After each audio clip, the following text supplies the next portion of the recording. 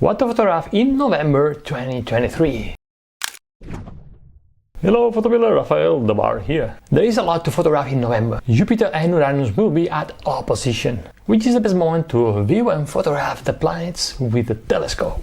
We also have the Leonids meteor shower, the full moon, 4 conjunction of the moon with Venus, Mercury, Saturn and Jupiter, the Aurora borealis and Australis, and of course we also have the Milky Way. And as always, don't forget the always on photo opportunities, talking about sunrise, sunsets, golden hour, blue hour, star trails. Also, as always, at the end of this video I'm going to show you 3 of the best photos that we featured in the PhotoPills Awards during the month of October. So let your imagination fly, decide what you want to photograph, and use PhotoPills to plan the photo you want, so you can go and capture it. Okay, let's get started. Let's see some of the best photo opportunities that can be captured in November 2023. Let's go!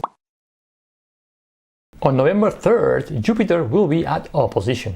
And on November 13th, Uranus will be also at opposition, meaning that it is their closest approach to Earth, and that their visible face is completely illuminated by the Sun, with the magnitudes of -2.9 and 5.6 for Uranus, -2.9 for Jupiter. The planets are brighter than any other time of the year, and they are visible throughout the night. So this is the best time to view and photograph Jupiter and Uranus, with a telescope, of course. If you want to find them in the sky, you must know that Jupiter and Uranus will rise in the east. Actually, the east is pointed by the direction of the thin blue line you see moving on the map, which is the position of the moon, but I'm using it now just to show you where east is in PhotoPills. East always on the right hand side of the screen. So you want to plan a shot with the planets, you can miss them. The Leonids meteor shower is peaking on the night that goes from November 17th to November 18th. Around 8 meteors per hour are expected at the peak. The moon, with a phase of only 25%, will be below the horizon for most of the night, allowing us to enjoy the show. The radiant point of the meteor shower, the spot in the sky where meteors appear to originate, will be due east. The radiant is represented on the map by this gray dot that's moving along the gray path. The radiant is linked to the red pin with the gray line too, so you know where the radiant is at all time. Also, you can always use the night AR button here at the bottom to visualize where the radiant is, the radiant of the Leonids and the path, and you can try your finger on the AR to visualize where the radiant is at all time. Very cool. And the Leonids are visible from both hemispheres, the northern hemisphere and the southern hemisphere. And if you wish to learn how to plan your meteor shower shots, watch this video. The full moon is on November 27th, giving us another opportunity to photograph the full moon with an interesting subject. So, based on the moonrise and moonset directions, plan your photo. For instance, let's have a look at the plan here. If on November 27th, 2023, at 5:24 p.m. I am at the red pin position, I'll be able to photograph the full moon aligned with the Favarage lighthouse. This lighthouse here, and as you see on the top panel, the moon height is going to be almost 28 meters, so aligned with the top of the lighthouse, because the lighthouse height is 28 meters, and the size in brackets, size of the moon is 10.8 meters, which is pretty cool. As you see, the moon size on the map is shown, and the moon is going to be super big. Also, the natural light, if I go to panel number 3, you see that the elevation of the sun is minus 0.92 degrees.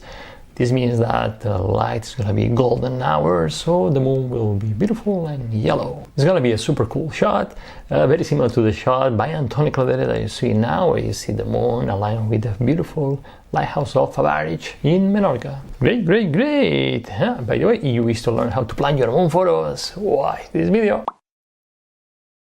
In November, there will be 4 moon planet conjunctions. On November 9th, Venus will be very close to the moon, and the moon phase will be 15%. Also, depending on where you are on Earth, you'll be able to visualize, or even shoot and photograph, the occultation of Venus behind the moon.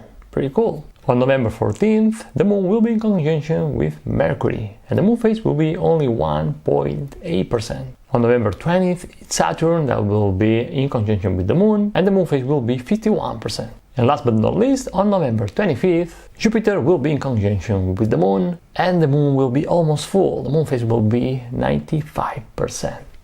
Awesome. On both hemispheres, you'll find the Moon-planet conjunctions where the Moon is. So, to spot them, when the Moon rises, look in the direction of the Moon, the direction of the thin blue line that you see moving while I change the time on the map. This is the position of the Moon, and there you'll see the Moon-planet conjunctions. The Sun is the period of solar maximum, which means that we will be more likely to see and photograph the Aurora Borealis and the Aurora Australis. Solar maximum occurs on average every 11 years. So you're lucky enough to live in places like Sweden, Finland, Faroe Islands, Iceland, Norway, Canada, New Zealand. November is a great month to photograph the Aurora Borealis and the Aurora Australis in the southern hemisphere. And it'll continue to be like that until April. When should you photograph the auroras? Well, you can photograph them when there are no clouds in the sky and in any phase of the Moon. But you'll get better results around new moon or when the Moon is below 50% of moon phase, because then you can use the Moon as a light source to help you lead the foreground. So you can correctly expose both the foreground and the aurora. And if you wish to learn how to photograph and plan your Aurora Borealis or Aurora Australis shots, watch this amazing masterclass by Rachel John Ross. New Moon is on November 14th, and November opens season for the winter Milky Way photography in the Northern Hemisphere and the summer Milky Way photography in the Southern Hemisphere. For example, in the Northern Hemisphere, had there been in Punta Nati in Menorca, you can see that you can photograph the Milky Way when it's vertical and also when it's low in the sky, with this beautiful panorama above this stone hut here. That's amazing. We love this stone construction. As always, you can tap on the night AR and visualize the position of the Milky Way in the sky. You have the horizon here, the Polaris, and the Milky Way arch, the tail of the Milky Way arching above the landscape. Very cool. Now, if I go to the southern hemisphere, for example, to Namibia, well, as you see, you can capture Milky Way when it's super low in the sky and even a bit of the core when it's pretty horizontal, and the Milky Way also pretty vertical.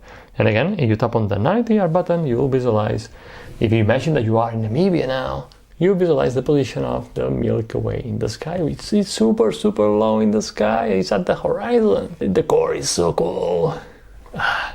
Maybe you should put an expedition together to photograph the Milky Way in November here. Why not? Okay, if you wish to learn how to plan your Milky Way photos, which is super important, watch this video.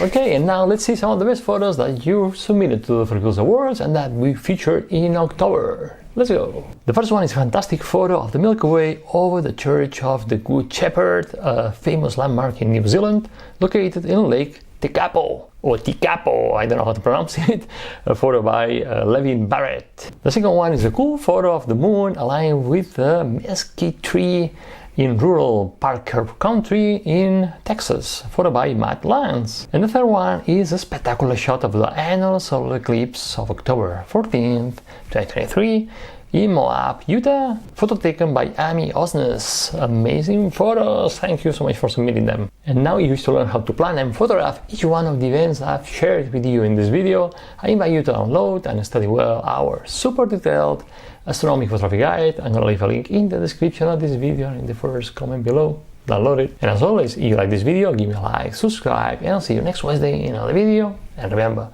that you have the power to imagine, plan and shoot legendary photos. Bye!